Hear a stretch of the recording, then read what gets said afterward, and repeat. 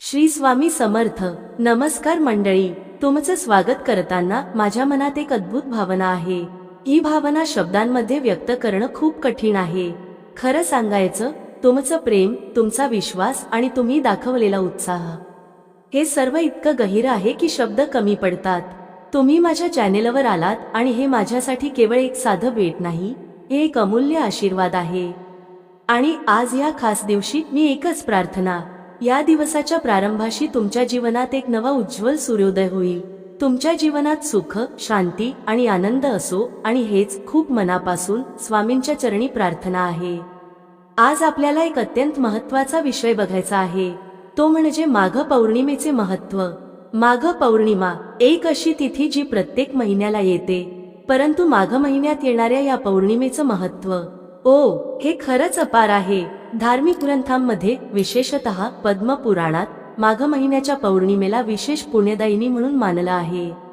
आणि आपल्याला माहिती आहे की कार्तिक महिन्याच्या पौर्णिमेचं महत्त्व जसा असतो, तसाच माघ पौर्णिमेचा पुण्यप्रभाव आहे. तर यावर्षी माघ पौर्णिमा व्रत 12 फेब्रुवारीला आहे, आणि या दिवशी केलेले काही खास उपाय आपल्याला जीवनातील सर्वांगीण समृद्धी देऊ शकतात. 1. भगवान विष्णू आणि माता लक्ष्मीची पूजा. माघ पौर्णिमेच्या दिवशी सकाळी लवकर उठून स्नान करा. हे खूप महत्त्वाचं आहे. स्नान केल्यावर स्वच्छ वस्त्र परिधान करा, आणि तेही असं जरा लाल रंगाचं, जो या दिवशी शुभ मानला जातो. त्यानंतर पूजेच्या ठिकाणी लाल रंगाचं वस्त्र चौकीवर पसरवून त्यावर भगवान विष्णू आणि माता लक्ष्मी यांच्या प्रतिमा किंवा मूर्ती स्थापित करा. आणि नंतर त्यांना फुले, अक्षता, चंदन, धूप, दीप आणि नैवेद्य अर्पण करा. यावर आपल्या शब्दात आणि मनामध्ये विशुद्धता असायला हवी.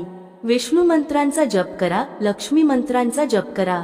या व्यतिरिक्त श्रीसूक्त आणि पुरुषसूक्त यांचे पठण करा, आणि नंतर विष्णू सहस्त्रनाम स्तोत्राचे पठण करा. पूजा करता हर मंत्रानंतर एक दीप अर्पण करत रहा. मन, आत्मा आणि तन यांचा शुद्धीकरण हेच या पूजेचे मुख्य उद्दिष्ट आहे. हे सर्व करताना एक अत्यंत गोड आणि शांत भावना आपल्या हृदयात जन्म घेत असते. हे तुमच्या जीवनातही एक शांतीचं वातावरण निर्माण करतं. ही पूजा जीवनात सकारात्मकता आणि शांती आणते. भगवान विष्णू आणि माता लक्ष्मीच्या कृपेने घरात सुख, समृद्धी आणि आर्थिक स्थिती सुदृढ होते. साधारणपणे ज्यावेळी एक व्यक्ती या पद्धतीने श्रद्धेने पूजा करते, त्यावेळी त्याच्या जीवनातील संकटे दूर होतात. आपल्याला चांगले कर्म मिळतात आणि आपले कष्ट योग्य फळ देतात. याचा परिणाम काय होईल? जीवनाला एक नवा उज्ज्वल मोड मिळेल असं विचार करा. आणि हे सर्व करायला फक्त एकच गोष्ट लागते, श्रद्धा आणि विश्वास. 2. आता पाहू दुसरा उपाय, पितरांचे श्राद्ध. माघ पौर्णिमेच्या दिवशी पितरांची कृपा प्राप्त करण्यासाठी पितरांचे श्राद्ध करणे अत्यंत महत्त्वाचे आहे. हे एक अत्यंत पवित्र कार्य आहे. पितरांचे आशीर्वाद मिळवून आपल्याला जीवनाच्या प्रत्येक अडथळ्यांवर विजय मिळवता येतो. आणि त्याच्या सर्वात मोठ्या अडथळ्यांपैकी एक म्हणजे पितृदोष. पितृदोष म्हणजे आपल्या पिढ्यांमधून, पूर्वजांच्या किंवा पूर्वीच्या पिढ्यांच्या कारणांमुळे आलेला दोष. आणि याच पितृदोषातून मुक्ती मिळवण्यासाठी पितरांचे श्राद्ध अनिवार्य ठरते. केवळ पितृदोषाचं निवारणच नाही, तर धनप्राप्तीचे अडथळे दूर करण्यासाठी देखील श्राद्ध अतिशय उपयुक्त ठरते. म्हणजेच ज्या लोकांच्या जीवनात वित्तीय अडचणी येत आहेत, त्यांच्यासाठी हा एक संजीवनी उपाय ठरू शकतो. आणि श्राद्ध करण्यासाठी आपल्याला योग्य वेळ आणि तिथीचे पालन करणे अत्यंत महत्त्वाचे आहे. यावरून आपला संपूर्ण विश्वास आणि श्रद्धा सिद्ध होतो. श्राद्धामध्ये पितरांना आवडणारे अन्न तयार करा. ते अन्न जे त्यांना धर्म, संस्कृती आणि तत्वज्ञानाच्या दृष्टीने प्रिय होते. आणि या व्यतिरिक्त ब्राह्मणांना भोजन देणे हे एक अतिशय पुण्याचे कार्य आहे. हे श्राद्ध करत असताना तुम्ही पितरांच्या नावाने दान करा. दान देणे हे आपले कर्तव्यच आहे. पितरांचे स्मरण करून त्यांच्या आत्म्याच्या शांतीसाठी प्रार्थना करा. यामध्ये तीळ, जव आणि दर्भ यांचा वापर करणे अत्यंत महत्त्वाचे आहे. याच गोष्टी पितरांना समर्पित केली जातात, आणि त्याच गोष्टींमुळे त्यांचे आशीर्वाद मिळतात. पितृतर्पण करणे हे देखील अत्यंत आवश्यक आहे. पितरांचे स्तोत्र पठण करून आपण त्यांच्या आत्म्याची शांती साधू शकतो. योग्य तिथी आणि वेळेवर श्राद्ध समर्पित करणे आवश्यक आहे.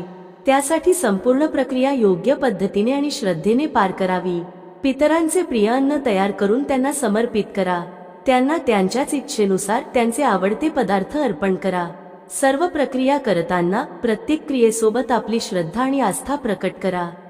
पितरांच्या आत्म्याची शांती हीच मुख्य भावना ठेवा. पितरांचे आशीर्वाद मिळवून जीवनातील अनेक समस्यांपासून मुक्तता मिळवता येते.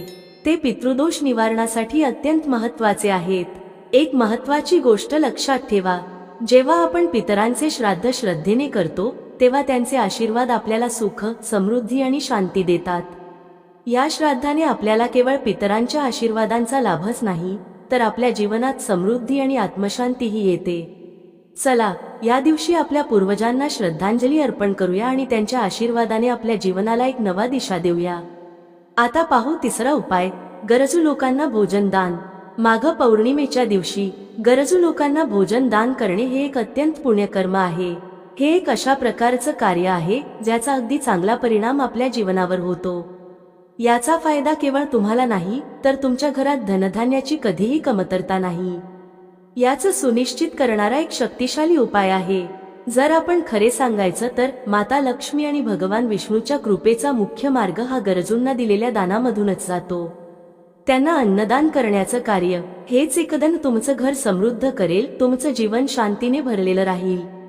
तर कसं वाटतं जेव्हा तुम्ही गरीब आणि असहाय लोकांना अन्न देतात, तेव्हा त्यांच्या चेहऱ्यावर हास्य उमटतं, त्यांची ऊर्जा वाढते आणि तुम्हाला त्याच वेळी पुण्य मिळतं. गरजू लोकांना अन्न दिल्याने एक वेगळीच प्रकारची सुखद भावना मिळते, एका वेगळ्या विश्वात वाहत जातं. तुम्ही जेवण, वस्त्र दान करत असता तेव्हा तुमचं हृदय अत्यंत दातृत्व आणि कृतज्ञतेने भरलेलं असतं. गरजू लोकांना जेवण आणि वस्त्र दान करा. त्यांना जेवण देताना ते जेवण ताजं आणि स्वादिष्ट असावं हे लक्षात ठेवा. त्यांना जी वस्त्र आवडतात अशी वस्त्र दान करा.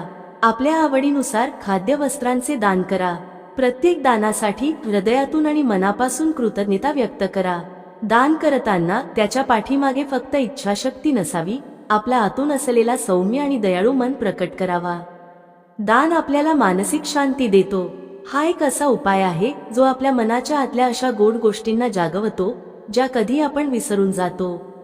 जेव्हा आपण गरजू लोकांना मदत करतो तेव्हा आपल्या जीवनशक्तीला एक वेगळाच ऊर्जा मिळते. भगवान विष्णू आणि माता लक्ष्मी आपल्या घरात समृद्धी आणि शांती आणतात, आणि तेव्हा घरात धन, ऐश्वर्य आणि सुख समृद्धीचा वास असतो. कदाचित तुमचं जीवन तेवढं महान होईल जेव्हा तुम्ही गरजूंना दिलेल्या छोट्या छोट्या मदतीच्या क्रियांतून एक मोठा फरक पाहाल. आता पाहू चौथे उपाय, विविध वस्तूंचे दान. माघ पौर्णिमेच्या दिवशी विविध वस्तूंचे दान करणे ही एक अशी पद्धत आहे जी आपल्या जीवनाला नवा वळण देऊ शकते. तुम्हाला माहित आहे का, तीळ, कंबल, गूळ, तूप, मोदक, फळे, अन्न आणि सुवर्ण हे दान केल्याने पुण्य मिळवता येते. एक साधं दान, पण त्यातले अद्भुत महत्त्व असतो. हे दान गरीब, गरजूंना दिल्याने त्यांचं जीवन बदलू शकतं आणि त्याच वेळी आपल्याही जीवनात सकारात्मक बदल घडू शकतात. विचार करा, तुम्ही एका गरजू व्यक्तीला गूळ, तूप किंवा मोदक देत असाल. त्याच्या चेहऱ्यावर आशा आणि आनंद उमटला, त्याला तात्पुरत्या शांतीचं समाधान मिळालं. तुम्ही देत असलेल्या प्रत्येक गोष्टीमध्ये तुमचं प्रेम, तुमचं दयाळू मन सामील असावं. त्यासाठी केवळ एक दैवी कृत्य असावे लागते. आणि दान करताना कोणतेही वाईट विचार नसावेत. दिल से, विश्वासाने, निस्वार्थपणे ते दान करा. विविध वस्त्र, गूळ, तूप, मोदक, फळे इत्यादी वस्तू दान करा. दान करताना या वस्तू फक्त वस्त्र, गूळ किंवा तूप नसून तुम्ही त्या वस्तूंच्या मागे ठेवलेल्या श्रद्धा आणि दयाचा एक भाग असतो. सद्गुणी दान करताना त्याचे योग्य मूल्य समजून दान करा. आणि हो, हे लक्षात ठेवा, तुम्ही जे दान करत आहात ते केवळ भौतिक गोष्टी नाहीत. हे पुण्याच्या दृष्टिकोनातून आहे. जेव्हा दान प्रक्रिया सद्गुणी दृष्टिकोनातून केली जाते तेव्हा जीवनात चांगले परिणाम दिसतात. प्रत्येक वस्तू जेव्हा दिली जाते ती तुमच्या हृदयातून बाहेर पडते आणि ती पुण्य, सकारात्मक ऊर्जा तुमच्या जीवनात प्रवेश करते. याचा परिणाम म्हणजे आध्यात्मिक उन्नती आणि तुमच्या जीवनातील प्रत्येक क्षेत्रात समृद्धी येते. हे दान केल्याने तुमचं जीवन अधिक सुखी, शांतीपूर्ण आणि समृद्ध बनतं.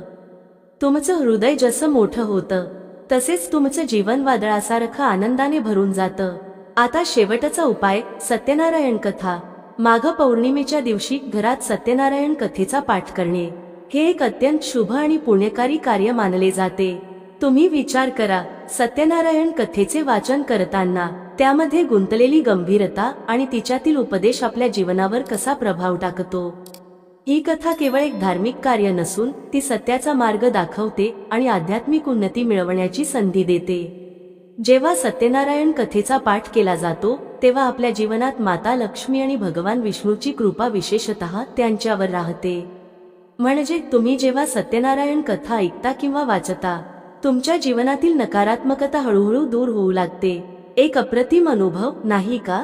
आणि त्याच वेळी तुमच्या घरात धनधान्याची कमतरता नाहीशी होते। तुम्ही ज्या बाबींकडे वळता त्या सर्वात सप्लाय आणि समृद्धी दिसू लागते। सत्यनारायण कथा ऐकताना शांत मनाने आणि एकाग्रतेने त्याचे महत्त्व समजून मंत्र उच्चार करा। शब्दांचे सामर्थ्य असते। प्रत्येक शब्दामध्ये एक शक्ती असते जी तुमच्या जीवनावर प्रभाव टाकू शकते। सत्यनारायण कथेचे नियमित पठण करा। जरा थांबा, किती महत्त्वाचं आहे हे केल्याने तुमच्या जीवनातील सकारात्मक बदल तुरुंगातून मुक्त होणाऱ्या पक्षासारखे दिसू लागतात। सत्यनारायण कथा ऐकल्याने तुम्ही जो सत्याचा मार्ग स्वीकारता तो तुम्हाला विजयाकडे नेतो। सत्याचा मार्ग म्हणजे तुमच्या जीवनातील अडचणी, समस्यांची झंझावात थांबवणारा आणि साक्षात्कार करणारा मार्ग। भगवान विष्णू आणि माता लक्ष्मी यांच्या कृपेने तुमचं जीवन सुखी, समृद्ध आणि यशस्वी बनवता येईल। हे काही उपाय आहेत जे तुम्ही माघ पौर्णिमेच्या दिवशी करू शकता आणि तुमच्या जीवनात सुख, समृद्धी आणि आनंद आणू शकता। तर आजचा व्हिडिओ तुम्हाला कसा वाटला हे कमेंट करून नक्की सांगा। तुमच्या प्रतिक्रिया मला खूप आवडतात आणि मला तुमचं फीडबॅक जाणून घेणं फार महत्त्वाचं आहे। जर हा व्हिडिओ तुम्हाला आवडला असेल तर कृपया लाईक करा आणि तुमच्या मित्र परिवाराला शेअर करा, जेणेकरून ते देखील या उपयुक्त माहितीचा लाभ घेऊ शकतील। आणि हो, असाच नवा आणि प्रेरणादायक व्हिडिओ पाहण्यासाठी चॅनलला सबस्क्राईब करायला विसरू नका। व्हिडिओ पाहिलात आणि तुमच्या किमती वेळात हिस्सा घेतलात याबद्दल तुम्हा सगळ्यांचे आभार। पुन्हा भेटूया एका नवीन व्हिडिओमध्ये। तोपर्यंत नमस्कार। श्री स्वामी समर्थ। ओम नमो भगवते वासुदेवाय।